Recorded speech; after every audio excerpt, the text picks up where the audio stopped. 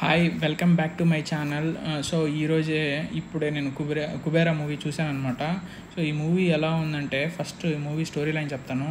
So ఒక పెద్ద business మ్యాగ్నెట్కి సముద్రంలో చాలా ఎక్కువ క్రూడ్ ఆయిల్ దొరికినట్టు తెలుస్తుంది అనమాట. అది బయటికి ఎక్కడికి లీక్ కాకుండా ఉండడానికి గవర్నమెంట్తో డీల్ మాట్లాడుకుంటాడు, 1,00,000 కోట్లు.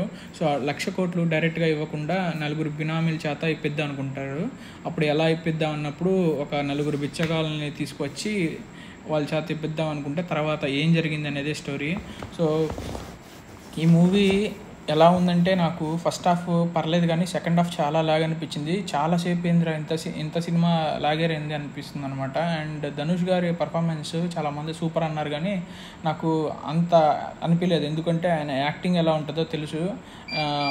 నారప్ప కానీ, వడా చెన్నై కానీ, తర్వాత మారియన్ అని ఒక సినిమా ఉంటుందన్నమాట. దీంట్లో ఆయన యాక్టింగ్ పీక్స్లో ఉంటుంది. బట్ దాంతో కంపేర్ చేసుకుంటే ఈ మూవీలో యాక్టింగ్ అంతేం లేదు, ఓకే అనిపిస్తుంది అనమాట.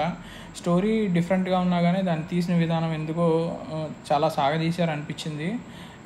నాగార్జున గారి క్యారెక్టర్ కూడా ఓకే, అండ్ రష్మిక గారి క్యారెక్టర్ ఓకే, కానీ కొంచెం ట్రిమ్ చేయాల్సి వచ్చేదేమో అని అనిపించింది. అండ్ ఈ మూవీలో హైస్ కూడా ఏముండవు అనమాట. ఒకే ఒక్క సీన్ ఉంటుంది, అది బాగుంటుంది ప్రీ క్లైమాక్స్ అప్పుడు.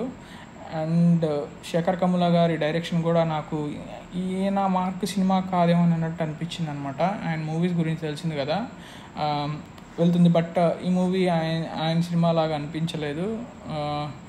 సో అది ఎవరన్నా చూడాలంటే ఒకసారి ట్రై చేయొచ్చు. ఈ మూవీకి నేను ఇచ్చే రేటింగ్ 2.2/5. మళ్ళీ కొత్త మూవీ రివ్యూతో మీ ముందుకు వస్తాను. బాయ్.